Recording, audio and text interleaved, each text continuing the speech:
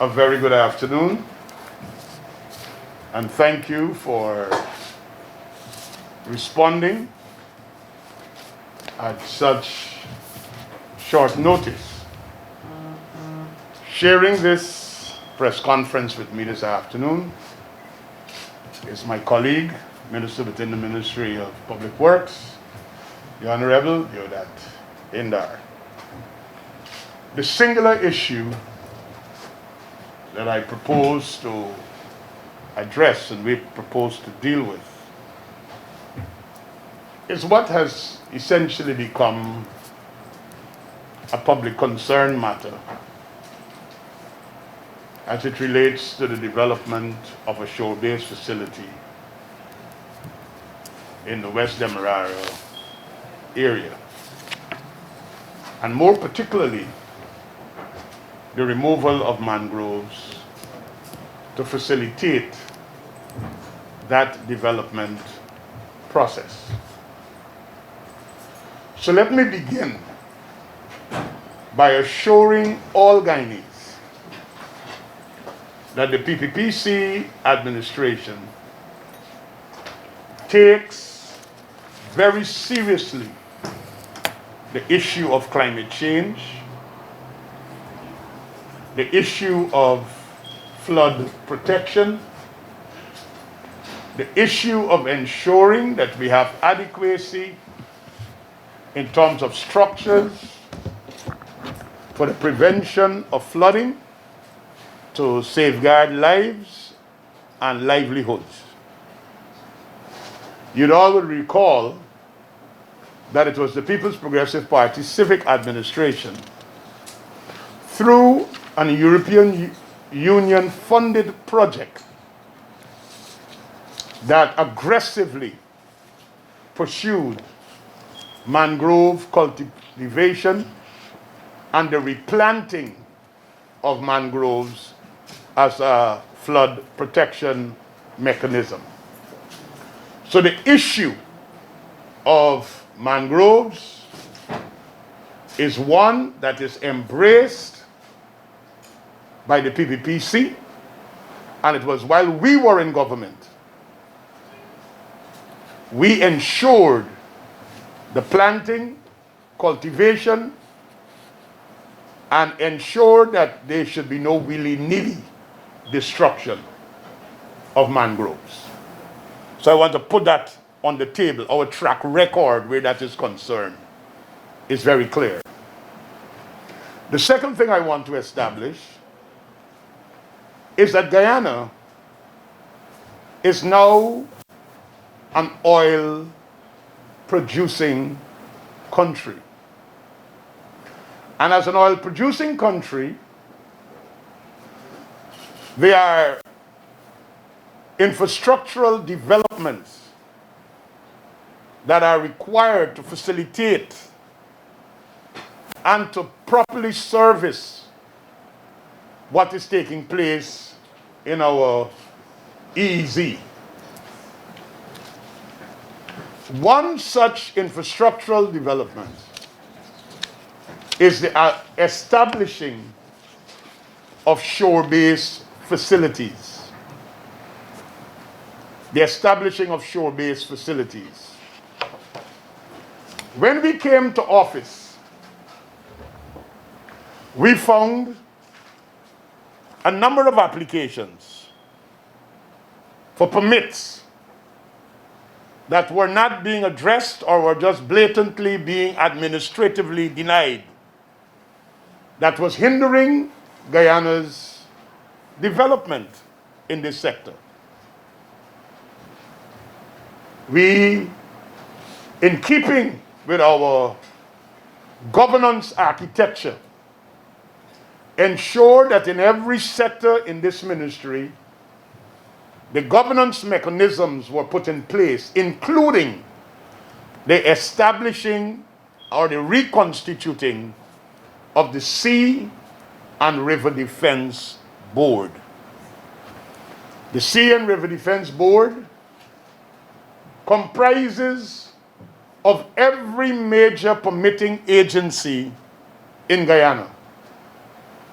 The CHNPA, the Maritime Administration, NARI, the NDIA, and the list goes on. They all sit in a boardroom, including, I should say, the EPA is a member of the Seine River Defense Board. They all sit and they deliberate upon applications that come to the board before the board offers its no objections to facilitate development projects. So let me come specifically now to TriStar development. TriStar development is $100 million proposed facility. $100 million facility. It is fully owned by a Guyanese, and more so, a Guyanese from West Demerara, Region 3. This is a Guyanese who have done well overseas. I think today there's an article about him in today's Stabrook News, who came home and have applied for the necessary permits to help with Guyana's infrastructural development and at the same time providing adequacy for the oil and gas sector, and is part of the job creation mechanism. Not to forget that one of the things that the PPPC told the country while we were campaigning for the 2020 general and regional elections, elect us and we will create 50,000 jobs.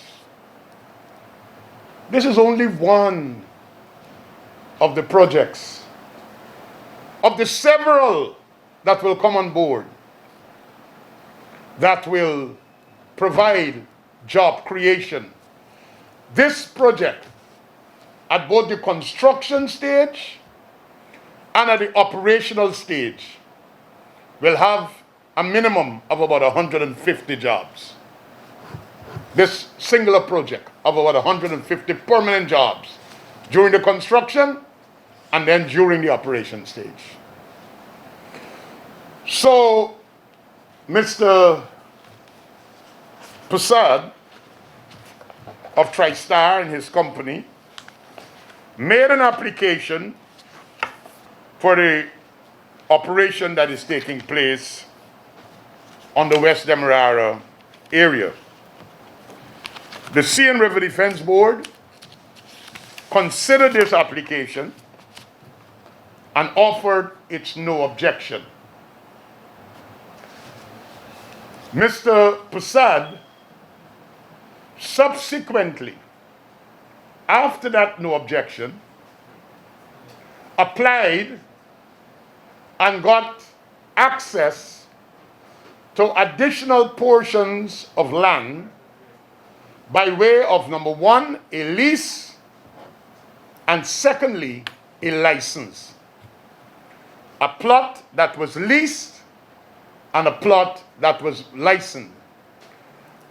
There will be a diagram on the whiteboard at the back that I will be able to explain in detail what was the original property, what was leased, and what was licensed.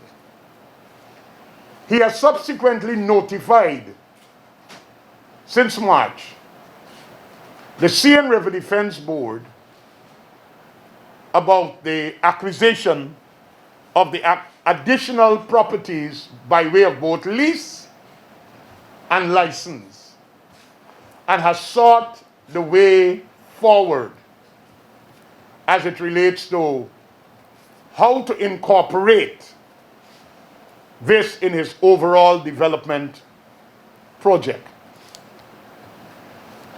In the interim, he has provided documentation, drawings, engineering designs, and everything of how the development will take place and what will be the measures in place for flood prevention. Now, in that area where the shore base is being developed, apart from the mangroves, there is a sea defense structure by way of a dam. So there's the mangroves, and then there's a sea defense structure by way of a dam. In the engineering design, which is now on the board, all of the red that you are seeing in that drawing represents hard structures that will be built to mitigate flooding and to protect that property and all the properties at the back of it, near to it, or far away from it, from any flooding by way of putting in hard sea defenses. We at the ministry are aware that the developer have in place currently 70 container loads of sheet piles to put in place the necessary flood mitigating structures. So the big issue here is the cutting of the mangroves to facilitate this development. That's the big issue. The big issue is not flooding, because the adequacy of the measures, the hard structures to prevent flooding are in place. So the big issue is if we should cut mangroves or don't cut mangroves. Well, let me make it pellucid. Development comes with changes. The entire eastern section of the Demerara River comprises of several structures: stellings, wharf, shore-based development. There was a time when all out here were mangroves. The people of West Demerara deserves the same. Development of the Demerara River to facilitate the new wave of development coming to Guyana will mean at some stage mangroves will be displaced. I hear people using the word destroyed because that seems to be more of a sensitive word to appeal to emotions. Mangroves would have to be removed to facilitate destruction. And if you've been following Guyana, we are talking about a Wales Development Authority. And in a Wales Development Authority, with bringing in a pipeline offshore Guyana to get all the way up to Wales, running a pipeline would also mean that you have to move mangroves to facilitate that pipeline getting to Wales, to bring development to people and to create jobs and to modernize Guyana. So let me answer a couple of things, and then Minister Indar, who I know have quite a lot to say, will go on. I noticed Mr. Ramjatan in a boat with Mr. Harmon today because they are seeking attention, and I'm happy that they are able to get some without creating destruction on the streets. They went and they used terms like, these mangroves are being destroyed. Well, look at me and read my lips. I sat in a meeting where Mr. Ramjatan was in charge.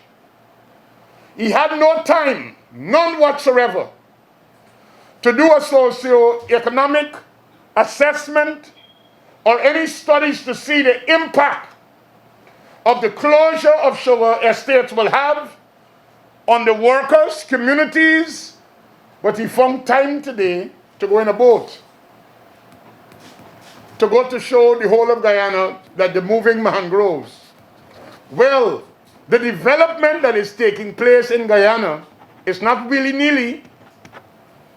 This is well planned, structured, factored in a context to bring about real world-class development of Guyana. What TriStar is seeking to do, and TriStar should come out, and I should call them out to speak for themselves. But from documentation and things that I have seen, what TriStar is seeking to do is to ensure a lot of the work that is done right now in Trinidad and in Texas could be done right here in Guyana. And that is not something to be sabotaged. That is something to be encouraged. The PPPC, in its approach towards the development of the country, have said repeatedly, we will not be obstructionists, we will be facilitating. And we have facilitated and will continue to facilitate developmental projects once it comes in a framework where it is properly regulated, sustainable, where there is no danger to life and livelihoods, and where we could see the creation of jobs. And this project fits within that framework. And it is in that context that we granted our no objection in the first instance, and it is that context that we will continue to engage TriStar to ensure that we have the development of this project. I will stop here for now, and my colleague, Minister Indar, will speak, and then we will take your question. I don't know if you all know, but I do reside in Region 3. I was born in the region, and I grew up in the region. First, let me just say that I saw the opposition leader, Mr. Harman, I saw Mr. Mahipal, I think Mr. Ramjatan and some others on the riverfront, and they were showing on live Facebook feed the area that is being leveled, the mangrove has been leveled. Obviously, I would have liked for Mr. Ramjatan, I would have liked for the opposition leader and the rest of the gang that when they closed the sugar estate at Wales, if they could have found the time to go and see the workers, the 1,752 workers that were out of jobs over there, if they go there with the level of interest they went today, I guess they may still be in office, but they didn't go. They have 1,752 families still out of work. So here is a project that came to this country, to this ministry, for a no objection. Now when Sea Defense gives, the Sea Defense Board give a no objection, they consider a couple of things for continuous flood management during the project cycle. That is something that they look at when they give a no objection. They don't tell the contractor, go do as you want and do as you please. Our guys are on the ground and they're looking at what they're doing. And let me tell you, for a shore base for Region 3, the importance of a shore base for Region 3 is something that will transform Region 3. Right now, what you have is all of the support services coming out of Trinidad to go offshore can be done right here. What you have are 4 development cycles going on. You have Liza 1, Liza 2, Payara, now Yellowtail is on the table. And you have one shore base at Providence and another one by Financier. There is no more land on this one side to give shore base. Where are we going to develop the country? How are we going to make sure that our people in Region 3 get jobs in the oil and gas sector that they've been promised and get work? You have to have development go on that one side. So on the West Coast side, they have these mangroves. They have to be, as Minister said, displaced. But with what? The risk of mangrove removing, the risk that is associated with removing them is as a tool against flood protection. The sheet piling that is proposed on that diagram, the 70 containers that the contractor has, that the project developer has, is to develop and mitigate the risks of flooding. Right? So the shore base in Region 3, there will be more too. Let me just tell you all, the amount of applications that we have and interest that we have, there will be more shore bases to be developed on the other side of the river. So you have to expect more. But the displacement of the mangrove comes with the mitigated strategy of putting steel sheet piling to make sure that there's no breakaway, there's no flooding. But I don't want to stop there. Mr. Harmon mentioned about we are giving away lands. Our government is giving away lands. There was a gazette in March 24th, 2020. 180 pages of gazette with 45 plots of land being given away by the opposition leader and his government at that time. 45. I can list them out for you. All 45 of them that were given away at the date, 3 weeks after the election happened. So they accuse us of giving away lands. We're giving away lands. We don't give away lands. We put lands in developers' hands to develop, to give jobs to people. The people in Region 3, let me tell you about Region 3. Region 3 have a small economy. What? We can't develop that? Who says only on Region 4 alone must have all the development, all of the shore bases, all of the laydown yards, all of the facilities for waste and so? Region 3 need development too. So does Region 5 and Region 6 and Region 2 and the rest of regions in the country. But we have to support the oil and gas sector because the need is great. Only recently, Exxon put out expressions of interest for shore-based facility because it is needed in the country. So I want to make that clear that there will be projects on Region 3 shoreline because the entire shoreline, just like how it have on this one side, there is no more mangrove if you check on this one side. They have patches of it. Look at the current shore base that you have at Gisby. There were mangroves there. I remember when those mangroves are being removed. Did you have any flooding there? No, the people went and revet the place with steel sheet piling. There is no flooding. They protect the shoreline. And it's the same thing that's going to happen across the river. So the misplaced thinking that you're going to get floods going into people's region and scaring people that they're going to get floods in is misplaced. And we have to deal with it frontally. So I will just stop there for now, Minister, with respect to the development. But lastly, I want to talk about right next door to this current development, further down, south. The PAP and new government gave Hopkinson a set of land right by the shore-based facility there. So they're giving away land there too, long before we came into government, and nothing's been done by those lands. After the passage of the no confidence motion. Nothing has been done there. No development. It's just people holding the land. Here is it, somebody came in, an investor, $100 million projects in the region. You know what you're going to get there? You're going to get sand. You're going to get lumber. You're going to get workers. You got to get material. You got to get crush and run. You got to get a whole host of things to develop a shore-based facility. Where it's going to come from? Right in Region 3. We expect it to come from Region 3 to develop the region. So if we are to develop these countries, ladies and gentlemen, you have to give some. Something I have to give. Lastly, before I give it over to you, I want to say that Guyana still remains a net carbon sink. The mangrove removal down there does not affect our ability with that front. We are a climate leader. We have a whole host of standing forests. And in the agreement that we had with Norway whatsoever, that agreement, those mangrove removal were taken into consideration. Because you have to have development in a country.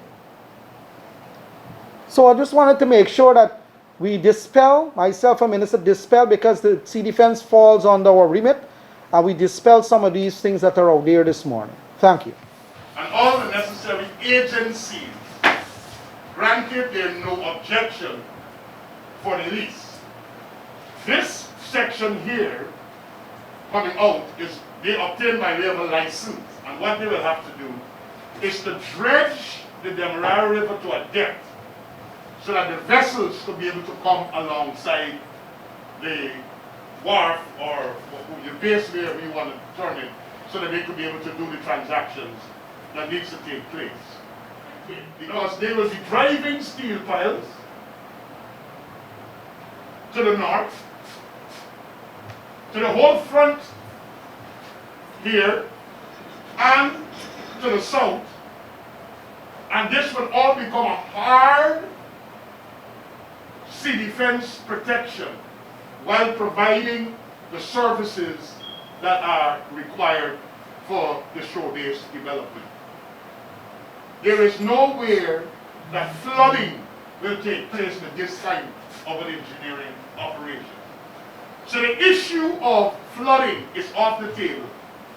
The sole issue that remains on the table is, in order to develop this swath of land that is being leased, the mangroves that are here have to be displaced. So the environmentalists and the conservationists, they are the ones who have serious concerns. But like Minister said, this does not interfere with our agreement with Norway. It don't put Guyana at risk in terms of our international agreements, and the removal of mangroves here don't put the West Demerara or the local authority area at risk for flooding, because there's adequate protection.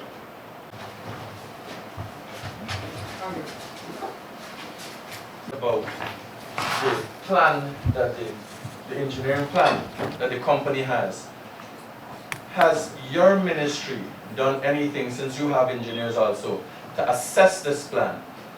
And is your ministry going to be working along with the company as the plans are carried out? Recently they had a plan job was being executed by a contractor of a sluice, and that went away. There was flooding on the East Bank. So it's known that if these projects are not carried out in a certain manner, they could have dire effects.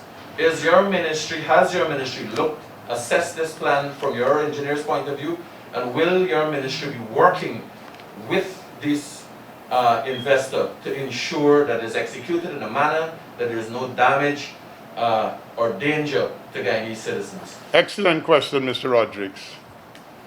The Sea and River Defense Board,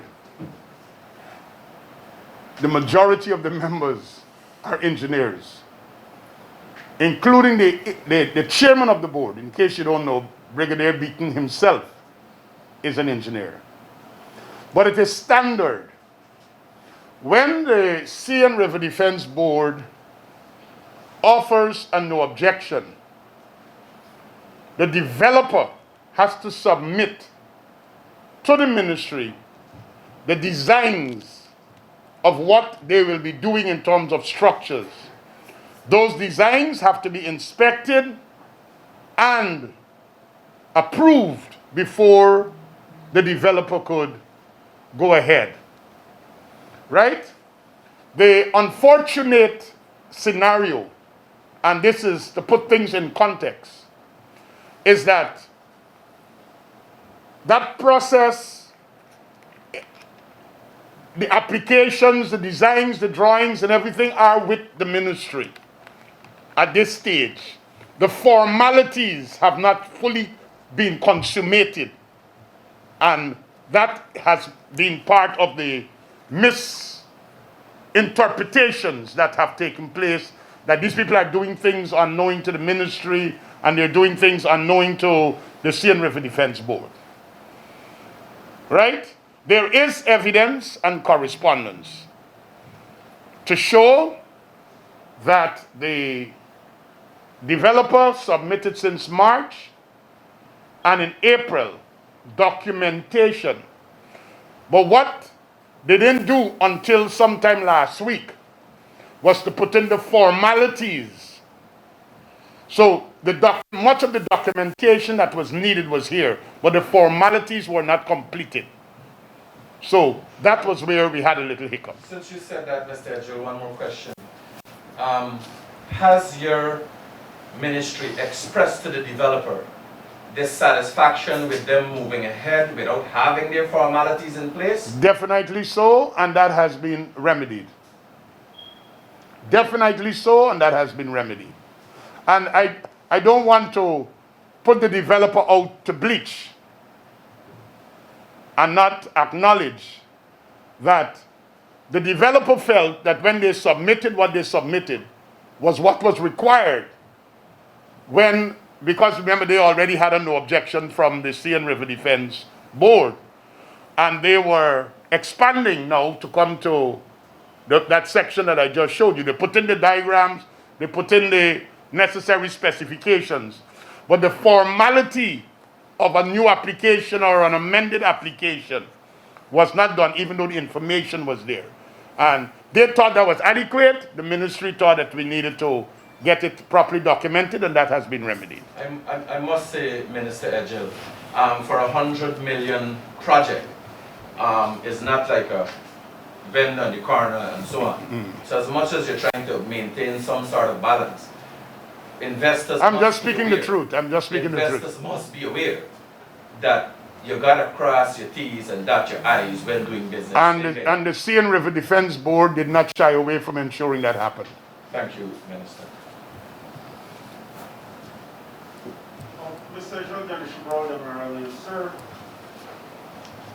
how at the end of the day do you convince the public that the Sea Defense Board made a professional decision and did not come under political pressure?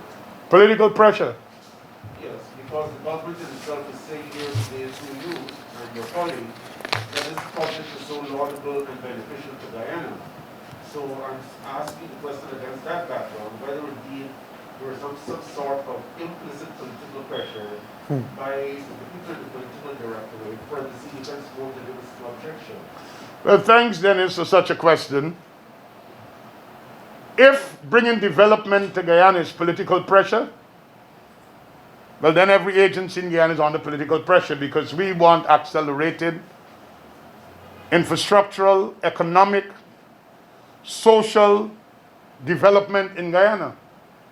The Sea and River Defense Board, once it was reconstituted, and I issued them with their instruments to operate and give them the charge, government's priorities were outlined. And at that stage, one of the priorities that was outlined is the development of the Demerara area, the whole Demerara River. We discussed salvaging of wrecks in the Demerara Channel to ensure that we could get two-way traffic in the Demerara River. The dredging of the Demerara River to ensure we get bigger vessels with bigger load capacity to come in. Shore-based development to facilitate oil and gas sector was one of the priorities that was discussed with the board. The members of the board, of the Sea and River Defense Board, are technical people. Technical people that come from various agencies and stakeholders. And the only political directive that the Sea and River Defense Board has received, and every other agency that falls under our remit, we are going to work with people to facilitate development and investment. We are not taking an obstructionist approach. So if that is political direction, yes, I have given that political direction from day one, being at the ministry, to every agency and to every board. Could you say, sir, whether the government plans to go back to Parliament to amend the regulations under the Forestry Commission that essentially makes mangroves protected species? It may be something that we will have to examine with the Attorney General legislatively, because the intent of any legislation is to help, not to obstruct. So if we find out that that is a necessity, we will have to look at it. But I can assure you, the law where it comes to the destruction of mangroves willy-nilly, without any adequacy to prevent flooding or to mitigate, still stands. People just can't go and burn mangroves. People just can't go and cut down mangroves. But if development, organized infrastructural development, we can be building a new Demerara River Bridge. Maybe there might be mangroves in the alignment that might have to be destroyed. Minister Indar indicated that there can be other shore bases on the West Demerara, yes. And we're not going to apologize to that, because we want the jobs in Guyana, not in Trinidad and in Texas. So if Mr. Harmon wants to hold up development, he is telling the people of Guyana, let the jobs for the offshore development be in Trinidad, where there are adequacy of shore bases. They ain't got no mangroves to deal with. But Guyana, we don't need those jobs here because we have mangroves. And the job's going to come from Texas. So all the people who are talking about local content and Guyanese getting jobs, part of that, if you're going to build new roads, you got to cut trees. If we're going to be able to transform Guyana, we have to have other quarries. So development comes with a price. When we were building the 4-lane on the East Bank, you remember we had to fill up a whole drain with sand? When we were building the 4-lane on the East Coast and we were doing the road widening, remember we had to fill up drains with sand? But we have to put in place mechanisms, concrete drains with adequacy for water flow, so that the place is not flooded. So in order to get the wider roads, we lost drains or canals, whichever one it was, because I think the technical people say they got drains and irrigation is canals. So we lost some of that, but we put things in place to ensure there is adequacy. And it's the same thing will apply to mangroves. We may have to lose 150 feet of mangroves in a shoreline of 400 feet, but the wider development must be considered and the adequacy of protection. And that is what we should look at. Mr. Edghill, what assessment has been done about the potential impact that the removal of the mangroves will have in the fishery sector? Not only this law, but in the future. That is a matter for the Environmental Protection Agency. I am not the specialist in that. The Environmental Protection Agency sits as a constituent member of the Sea and River Defense Board, but they also grant their EPA permits separate and apart from the Sea and River Defense Board. But are you factoring the impact this can have on the livelihoods of ordinary Guyanese fishermen and the fishery sector at large? In the same breath that you are touting development and benefits to Guyanese? Well, I don't know there's major fishing being done in the Demerara River with all those boats that and ships that traverse here, where when you step out, mud flats are so far out.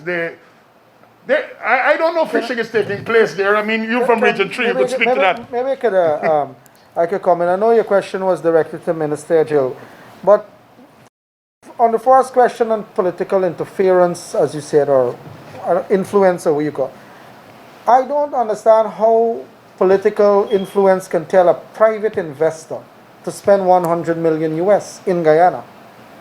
I can't say how political influence can tell a private man, you must come and spend 100 million US here. But it was influence to the Sea Defense Board, not the investor. Oh, that's what I'm saying to you.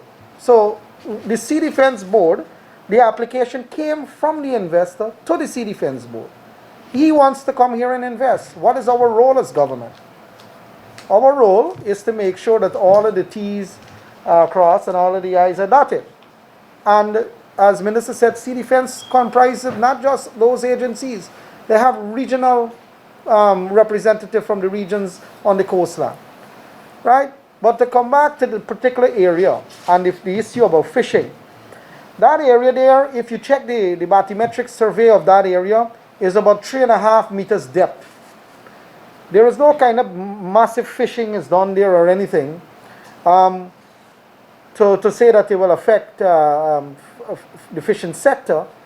But what we have to consider then is if you want to talk about the fishing sector as a separate economic drive in the country, and if you're saying oil and gas development is displacing that, if that is a connotation behind the question, one, we can address that question to the EPA directly, and they will give you an impact that they measured before they gave their no objection to the project.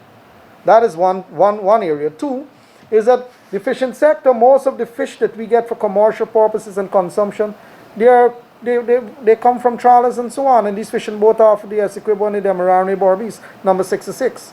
So this project is not in those particular areas, it's more inland, right? So I understand the merits of the question, the overarching, the 1,000 feet view of the question, but with this particular project, I don't think that the impact is material enough to say, no, don't go ahead with it. Right? I believe that we have to take the area that this project is taking place and the geography of the area into context. So my question was basically not only confined to this project, but given what was said earlier that in future more mangroves will have to be removed, and in light of what the government had said that I think in somewhere in 2009, 2010, 2011 in a policy that mangroves are critical to the fishery sector as far as habitat is concerned. So that's the context of my question.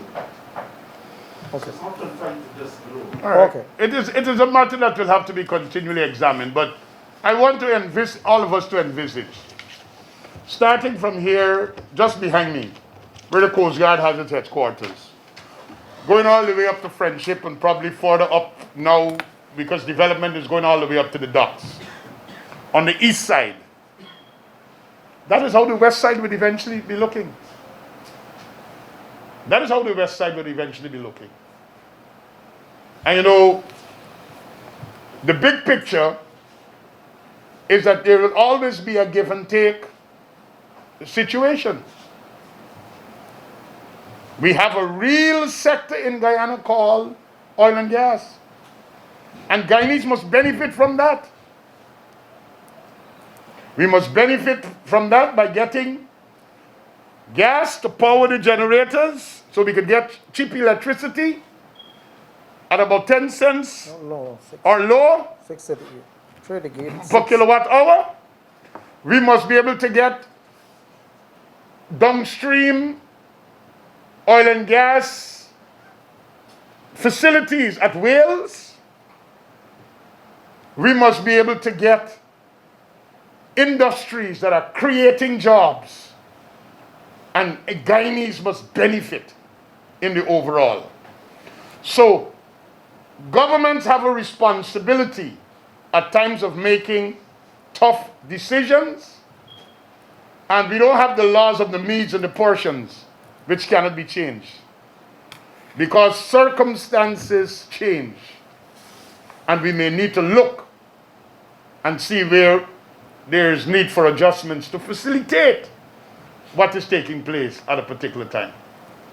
I was telling the travel agents last week, part of their licensing obligations is that they had to have a safe that weighs, I think, several tons to store travel tickets. So if a man comes now to me to a licensed travel agency, do I send an inspector out to inspect his safe? It's a waste of time because tickets are now electronically done. So the regulations will have to be adjusted to ensure that in the issue of the electronic ticket, the customer, the client, is safeguarded as against the ticket just being stored in a heavy safe where people can't steal it. So we have to make the necessary adjustments, and the Attorney General will have to examine that. Minister, Yes. one more question.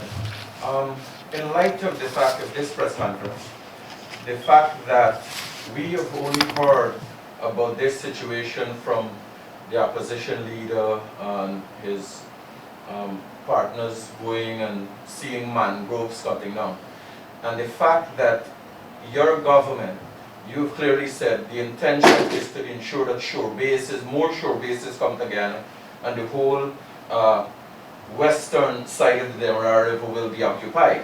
Do you think it would be wise to advise companies to be very open with the people of the communities that they're planning to do business in light of transparency and an open approach that your government has been touted?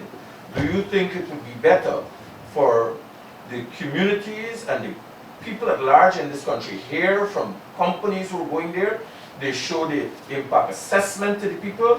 They talk to the people in the communities and let them know that we are coming here, we've come together to do business, we're going to be creating jobs.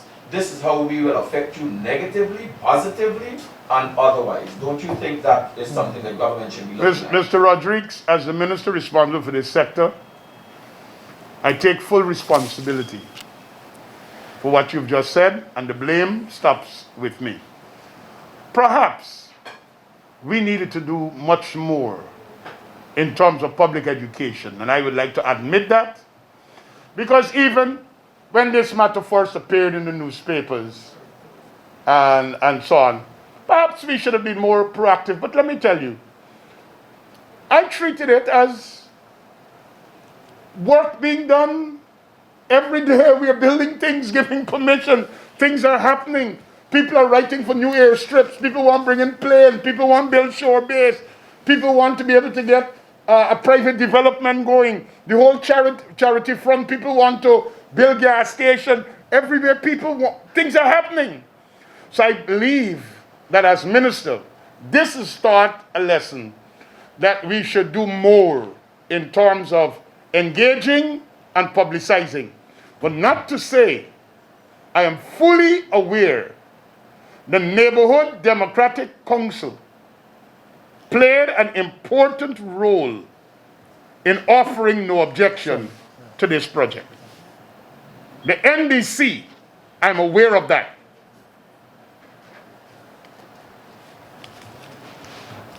Any other questions? Minister, how soon will the steel tower defense structure be completed, considering that mangrove is already being cleared?